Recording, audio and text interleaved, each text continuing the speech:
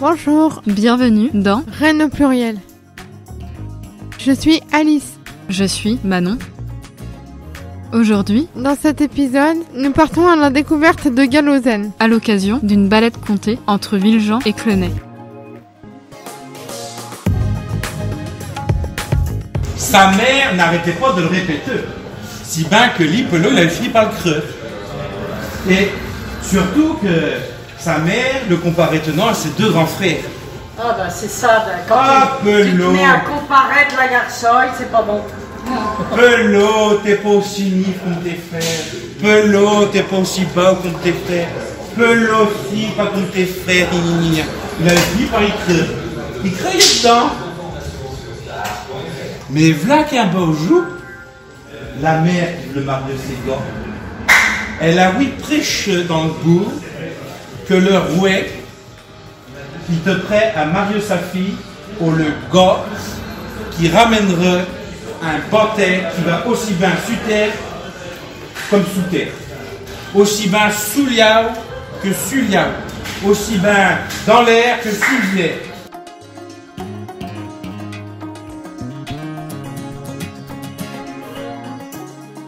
Bonjour, pouvez-vous vous présenter? Moi je suis Marie Schiffmin, je suis conteuse ou contouse, ça dépend dans quelle langue je prêche ou je parle. Et moi, c'est Mataurolo. Moi, je se compte tout. Mais même quand je suis en français, je se compte tout. Je reste compte tout. Et comédien. Et en fait, j'ai commencé le conte grâce à Marie Schiffmin. Je suis la moraine. Et du coup, pour suivre en fait dans ce dialogue-là, comment est-ce que vous pourriez présenter votre duo à des personnes qui ne vous connaissent pas ou qui ne connaissent pas ou peu la langue gallo? Ce qui nous a rassemblés avec Marie, au départ, c'est vraiment le gallo. Moi, j'ai même commencé à compter pour faire la promotion du gallo. Et puis après, grâce à Marie, j'ai découvert le conte. Et puis j'ai commencé à compter en français. Et puis surtout, elle m'a donné l'envie d'en faire mon métier. Donc déjà, entre Marie et moi, il y a une filiation du métier. On disait que c'est ma marraine, mais c'est même plus que ça. C'est que quand il y a besoin, je l'appelle. Maintenant, elle m'appelle aussi. Des échanges qui sont mis en place.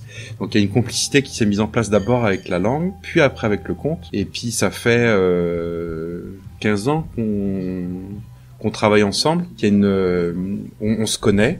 On sait là quand on a fait le repérage pour le Gallosen de cette fois-ci là. En fait, on sait comment fonctionne l'autre, donc on sait très rapidement comment on peut amener les choses et comment on peut adapter le spectacle Gallosen, qui à chaque fois est une adaptation en fonction des lieux dans lesquels on passe. Mais ça vient du fait qu'on se connaisse bien et puis qu'on se fait confiance et que on est toujours en train de se rattraper, d'improviser, de se faire des surprises aussi des fois. Donc ça, c'est un peu notre marque de fabrique à tous les deux là, c'est de notre duo.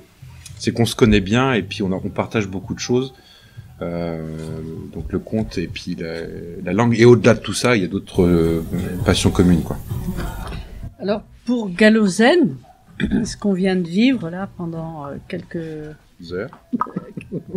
heures et quelques kilomètres peut-être, l'idée c'était aussi de faire entendre le gallo dans toutes ses formes. C'est-à-dire de faire entendre dans des formes courtes, brèves, comme les devinoilles, les devinettes, ou dans des contes, comme le grand conte de Pelot, ou de la poétrie, comme quand on a fait sous le cerisier, sous le bas-dieu, ou tout sur des petites diries, comme t'as fait une petite dirie dans le métro. Sia. On a parlé des paroles des Weziao. Ah oui. Donc c'est de présenter la langue dans toutes ses formes, tous ses états, un petit, pour un peu montrer tout la diversité de notre langue maternelle. C'est quand même une langue qui a bercé d'une façon différente pour l'un et pour l'autre, mais qui a bercé nos enfances. Et on sait que ce qui berce l'enfance berce la vie entière en fait. Et du coup, par rapport au fait que vous adaptez donc Gallosen en fonction des lieux où vous allez, par rapport en fait au chemin initial qui était au niveau de la ligne B, comment en fait vous avez su rebondir vers un autre chemin? Est-ce que ça a changé du tout au tout, ou est-ce qu'il y a une bonne partie qui a été conservée en fait du texte d'origine? On a une trame.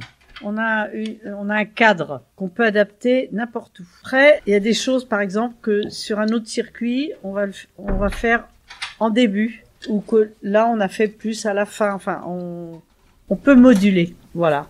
C'est ce qu'on peut dire. Ce qui fait que là, c'était en fait surtout une déception de pas pouvoir faire ça dans la ligne B, parce que la commande du Cercle Celtique au départ, c'était aussi de mettre en avant les textes qu'on a écrits pour la ligne B. Oui, parce qu'on a quand même écrit pendant le confinement 15 textes en gallo chacun. Alors c'est des textes qui sont de 700 caractères, un peu ce on a fait un peu sous le cerisier. C'est des petits textes, mais il y en a quand même 30 à nous deux sur la ligne B, qui n'ont jamais été valorisés en notre présence, en fait.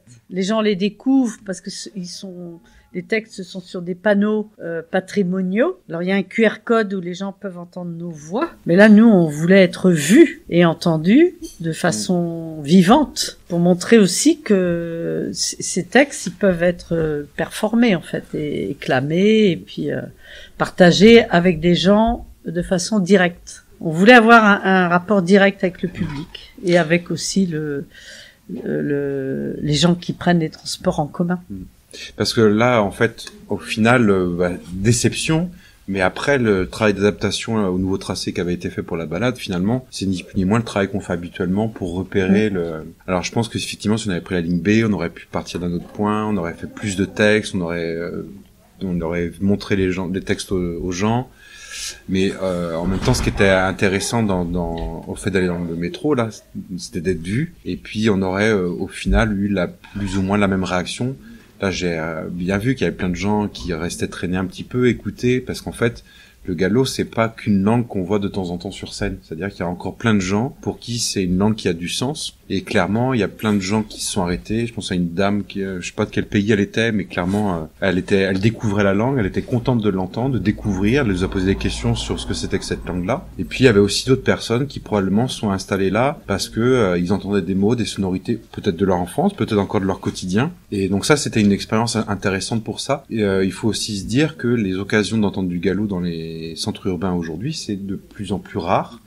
Enfin, on l'entendait, cette langue, jusque dans les années 60-70 très régulièrement, parce que c'était une ville où la campagne venait encore très facilement dans les années 70. Et puis petit à petit, elle a été invisibilisée. À la fois pour les raisons sociales et politiques que toutes les langues de France ont connues, et puis elle a continué son invisibilisation aussi parce que je pense que le réveil des politiques publiques en faveur du gallo sont un peu plus tardifs que pour le breton par exemple, ce qui fait qu'on a un petit peu de retard encore sur comment faire montrer la langue dans l'espace public. Donc le travail qu'on a mené aujourd'hui là, c'est aussi une manière de visibiliser la langue, de la rendre visible. Le problème, c'est que ça peut pas être que de notre responsabilité. Là, on a fait un arrêt un petit peu rigolo avec une dame là, qui a acheté un ticket qui n'était pas du tout dans la balade. Mais effectivement, on peut acheter des tickets en gallo sur le métro. Alors ça, c'est quelque chose qui était intéressant parce que même les gens qui étaient dans le public avec nous, il y en a très peu qui savaient qu'on pouvait acheter un ticket en gallo. Donc ils ont vécu en direct, en fait, une démonstration. En fait, on pense, je crois, autant les Bretonnants de Rennes savent qu'ils peuvent réserver leur ticket en breton. Les gens qui ne parlent ni français, ni breton, ni gallo savent qu'ils peuvent le faire en anglais, ou je crois qu'il y a espagnol et allemand aussi. Il y a plusieurs langues. Et je crois qu'on n'a pas encore ce réflexe-là, nous, par rapport au gallo, de se dire, et moi, ma place, elle est où par rapport à ma langue maternelle? On a la chance, quand même, à Rennes, même si on pourrait espérer qu'ils soient encore plus présents que ça dans la ville, et même plus présents que ça dans le métro, parce que finalement, on nous a demandé un travail artistique pour le gallo, travail d'écriture pour le faire apparaître, mais on ne fait pas partie des langues de direction. C'est-à-dire que c'est comme si il y avait encore une vision du gallo comme de l'amusement, du divertissement. Or, nous, on est aussi dans une démarche de dire, c'est vrai, mais notre travail, en tant qu'artiste, il est aussi de faire prendre conscience que notre langue, elle a besoin de vivre au quotidien.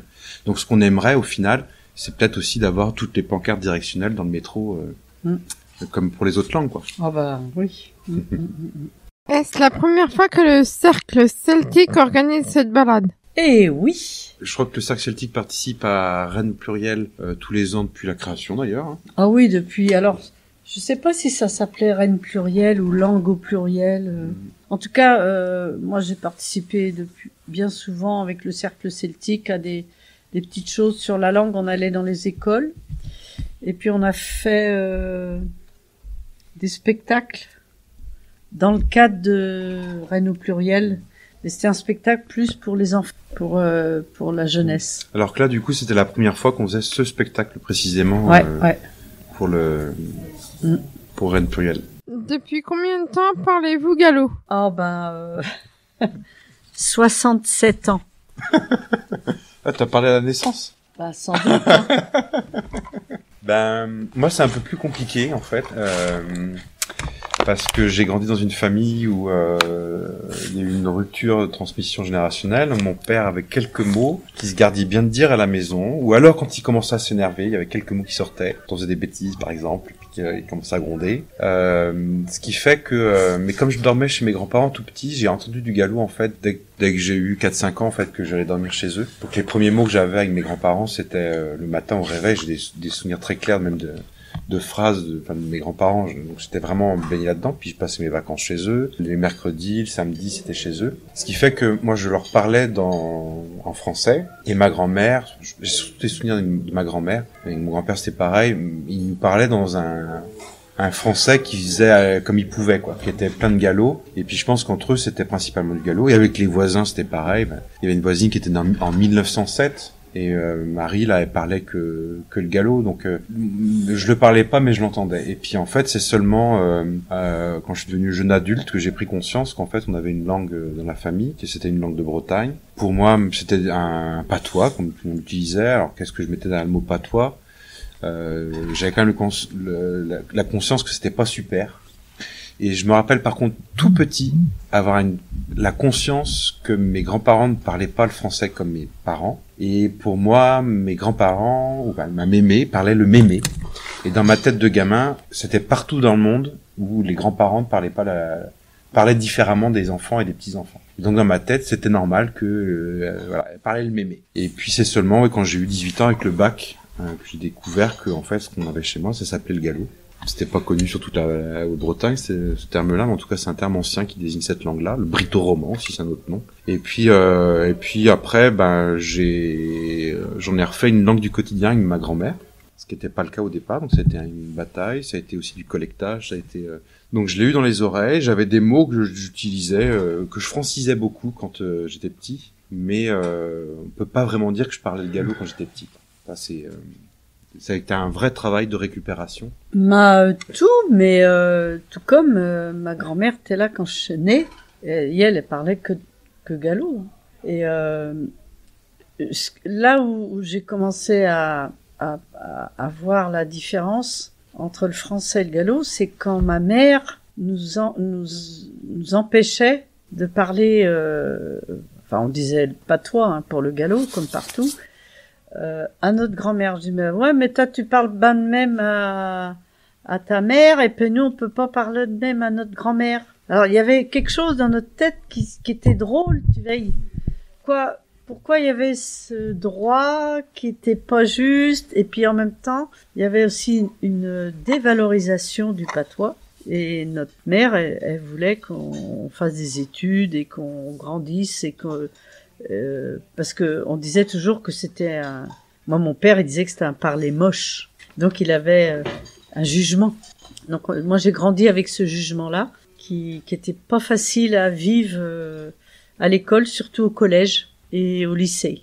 Et je sentais que j'avais quelque chose dans ma langue qui était différent des autres enfants, et je trouvais même que j'avais une déperdition du vocabulaire français, déjà parce que j'étais en milieu rural, paysan, pas de télé, alors que ça commençait à se développer. Et j'étais en plus en internat, donc c'était beaucoup plus limité. Mon ouverture au monde était différente. Donc voilà, il y avait une dévalorisation de ce que j'ai pu recevoir en langue quand j'étais petite, mais que j'ai repris plus tard, quand j'ai pris conscience que il y avait d'autres langues, et même pure coïncidence, en fait, j'ai eu mon bac grâce au breton.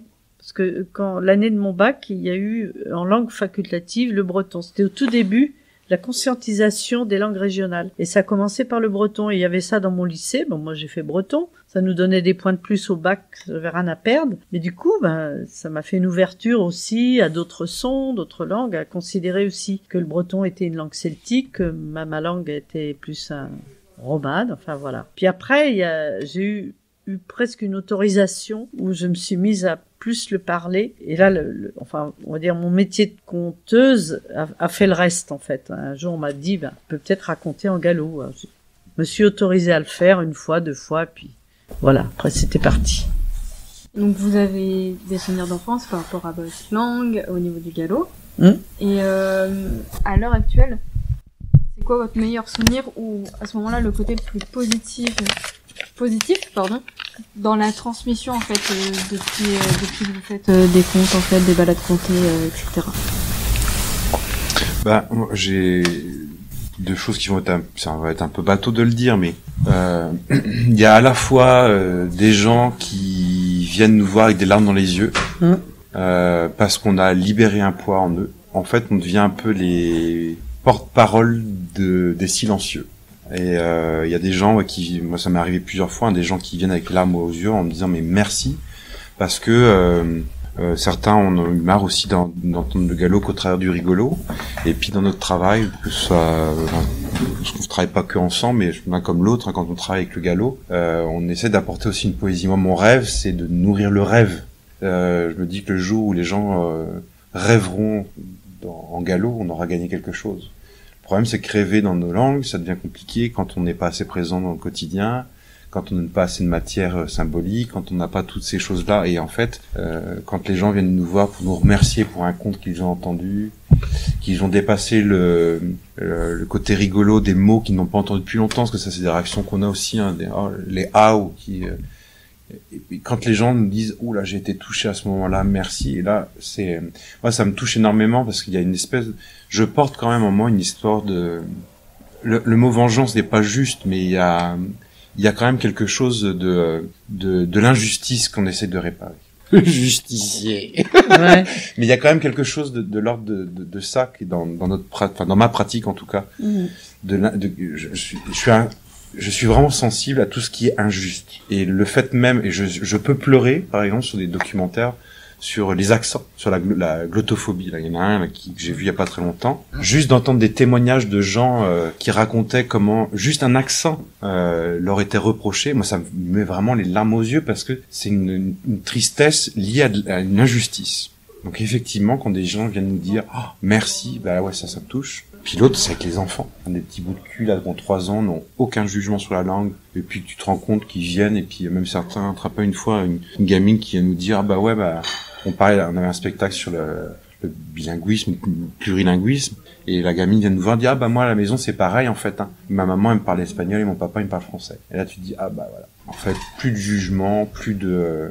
Et ça fait du bien quand c'est les enfants qui viennent nous mettre sous le nez.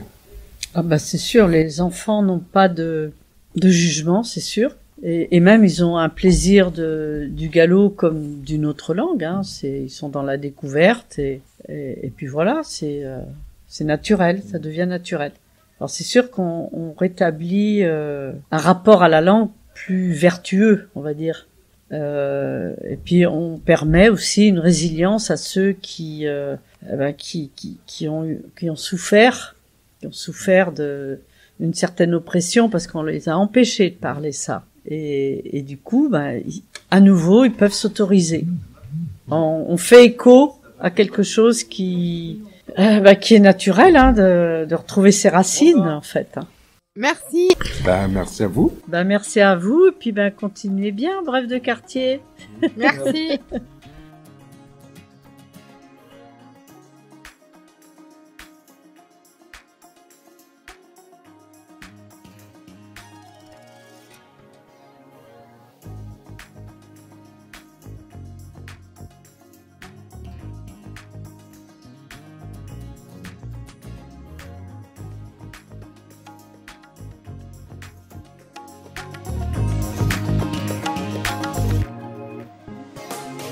Merci pour votre écoute.